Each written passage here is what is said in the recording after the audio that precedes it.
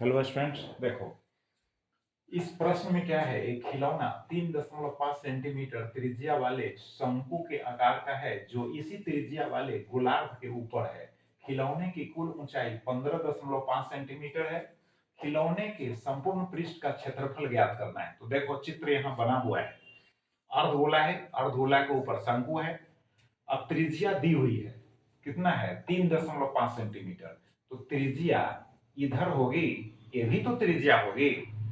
अब जो है संपूर्ण देखो यहां लिखा हुआ है खिलौने की कुल ऊंचाई 15.5 सेंटीमीटर है। तो 15.5 सेंटीमीटर यहां से लेकर यहां तक हो गया 15.5 सेंटीमीटर। और त्रिज्या को घटा देंगे, त्रिज्या की जितनी लंबाई है उसको घटा देंगे। तो एच जो होगा शंकु की ऊंचाई जो है ज्ञात हो जाएगी। तो देखो एच बराबर होगा 15.5 घटाव हो गया 3.5, त्रिज्या घटा दी तो 12.0 यानी 12 सेंटीमीटर ऊंचाई प्राप्त हो गई। तो शंकु की ऊंचाई कितनी हुई? 12 सेंटीमीटर हो गई। अब हमको कहता है कि खिलौने के संपूर्ण पृष्ठ का क्षेत्रफल ज्ञात करना है। तो संपूर्ण पृष्ठ का क्षेत्रफल ज्ञात करने के लिए ये जो शंकु देख रहे हो, तो शंकु के वक्र पृष्ठ का क्षेत्रफल ज्ञात करना होगा, फिर अर्धगोला का क्षेत्रफल ज्ञात करना होगा, तब दोनों को जोड़ना होगा।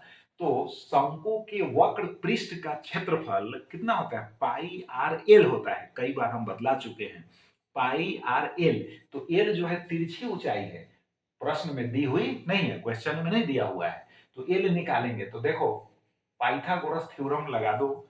इस समकोण त्रिभुज में एच का मान पता है, आर का मान पता है, एल निकाल लेंगे। तो एल बराबर रूट ओवर कितना हो जाएगा? H square plus R square. Values डाल देंगे, उसके बाद यहाँ पर है ना एट लास्ट कितना आ गया? रूट ओवर 156.25 यानी 156.25। अब इसका वर्गमूल यहाँ निकाल भी दिए हैं, रफ वर्क किए हैं, निकाल भी दिए हैं वर्गमूल। तो कितना आ गया? 12.5 सेंटीमीटर।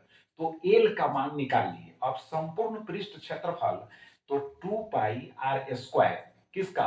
तो अर्धगोला का, क्योंकि गोला का क्षेत्रफल कितना होता है? गोला का क्षेत्रफल होता है 4 पाई आर स्क्वायर। तो अर्धगोला है ना, अर्धगोला का भी संपूर्ण नहीं निकालना है, क्योंकि जो वृत्ताकार भाग है उस पर तो शंकु टिका हुआ है, तो उसका थोड़े निकालना है। ये जो वक्र देख रहे हो तो 2 पाई आर स्क्वायर होगा, 2 पाई आर स्क्वायर होगा। अब प्लस हो जाएगा शंकु के वक्र पृष्ठ का क्षेत्रफल, तो कितना होगा? पाई आर एल। अब पाई आर इसमें से कॉमन ले लीजिए, पाई आर इसमें भी है, पाई आर इसमें भी है, कॉमन ले लीजिए। तो यहाँ 2 आर हो गया और प्लस एल हो गया। फिर वैल्यूज डाल दिए तो इसका पाई का वैल्यू 22/7 हो गया, आर का वैल्यू 3.5 हो गया। फिर ब्रैकेट्स में देखो 2 इंटू कितना हो जाएगा? 3.5 अब प्लस हो गया 12.5। एल का मान है वहां देखो। अब क्या किए कि इसको गुना कर दिए, फिर इसमें जोड़ दिए। तो जोड़ने के बाद कितना आएगा? 19.5। अब 22/7 है ही, अब 3.5 गुना में है। अब इनको सोल्व कर लेंगे, यानी इनको एक साथ गुना करेंगे तो आ जाएगा 214.5 सेंटीमीटर स्क्वायर। तो संपूर्ण पृष्ठ क्षेत्रफल जो है खिलौने का ज्ञात हो गया। अगला प्रश्न देखो, एक बर्तन जो है खोखले अर्धगोले के रूप का है। देखो यही अर्धगोला है, ठीक। त्रिज्या ऐसे भी यार, ऐसे भी यार, त्रिज्याएं तो समान होती है यार। तो देखो अर्धगोला का व्यास 14 सेंटीमीटर है, तो जैसे ही व्यास 14 सेंटीमीटर है तो त्रिज्या कितनी हो जाएगी? 7 सेंटीमीटर हो गया। अब कहता है किस रूप में? पहले समझ लो, अर्धगोला के ऊपर एक बेलन है, त्रिज्या समान है। बेलन की त्रिज्या अर्धगोला की त्रिज्या समान है, क्योंकि अर्धगोला कटोरा के ऊपर एक बेलन टिका हुआ है। अब बेलन भी खोखला और कटोरा भी खोखला। कटोरा जो हम कह रहे हैं तो खोखला ही ना होगा, और ठोस होगा तो उसमें खाना रख के खाओगे। तो देखो अब जो है भीतरी बर्तन की भीतरी पृष्ठ क्षेत्रफल ज्ञात करना है, भीतरी पृष्ठ क्षेत्रफल ज्ञात करना है। तो सूत्र तो वही रहेगा जो बाहरी के लिए हम लगाते हैं। अब देखो आर का मान हो गया 7 सेंटीमीटर, एच का मान 13 घटाव 7 यानी 6 सेंटीमीटर हो गया। कैसे? तो देखो कुल ऊंचाई जो है दी हुई है 13 सेंटीमीटर, त्रिज्या को घटा देंगे, है ना, तो एच निकल जाएगा, यानी बेलन की जो ऊंचाई है ज्ञात हो जाएगी। तो 13 में से हम घटा दिए कितना? 7, तो हो गया 6 सेंटीमीटर। अब बर्तन के भीतरी पृष्ठ क्षेत्रफल, तो फॉर्मूला तो वही रहेगा 2πr² अर्धगोला वाला भाग प्लस 2πrh हो गया बेलन के वक्र पृष्ठ का क्षेत्रफल। तो बेलन के वक्र पृष्ठ का क्षेत्रफल जो बाहरी है ना क्षेत्रफल होगा वक्र पृष्ठ का, जो सूत्र हम यूज करेंगे वही तो भीतरी के लिए भी यूज करेंगे। बात समझ गए कि नहीं? तो 2πrh, अब इसमें से 2πr, देखो 2πr, यहाँ भी 2πr कॉमन ले लिए तो यहाँ बच गया r, अब प्लस हो गया h, अब वैल्यूज डाल देंगे तो यहाँ निकल गया 572 सेंटीमीटर स्क्वायर। अब देखो अगला क्वेश्चन क्या है कि 4 सेंटीमीटर त्रिज्या का ठोस गोला है, एक गोला है जिसकी त्रिज्या 4 सेंटीमीटर है, इसे पिघलाकर 1 सेंटीमीटर त्रिज्या की छोटी छोटी गोलियां बनाई जाती है। अब गोला को पिघलाया गया। अब गोला किस पदार्थ का है यार? तो गोला जो है ना धातु का है, धातु को ही तो पिघला सकते हो। अब लकड़ी का गोला रहेगा तो उसको पिघलाओगे हैं तो जल ही जाएगा। तो धातु नहीं लिखे हैं फिर भी समझो धातु का ही ठोस गोला है। अब कहता है कि गोलियां बनाई जाती है तो गोलियों की संख्या ज्ञात करें, गोलियों की संख्या ज्ञात करें।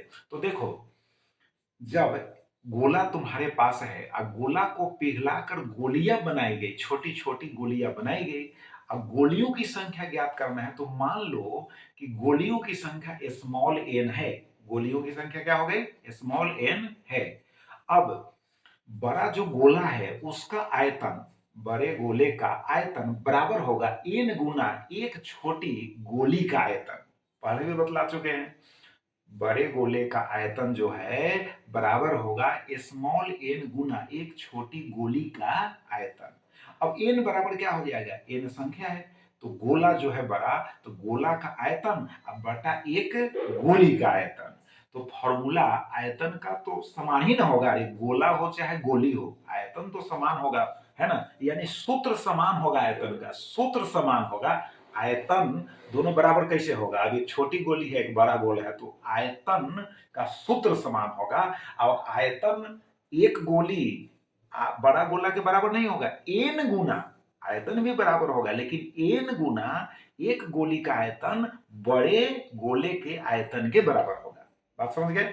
एक गोली का आयतन बड़े गोले के आयतन के बराबर कभी भी नहीं होगा क्योंकि गोलियों की संख्या एक थोड़े है, गोलियों की संख्या एक से अधिक है। तो n गुना एक गोली का आयतन बराबर होगा बड़े वाले गोले का आयतन। सूत्र तो वही ना रहेगा, गोली हो चाहे गोला। देखो तो n बराबर गोला का आयतन अब बटा हो गया एक गोली का आयतन।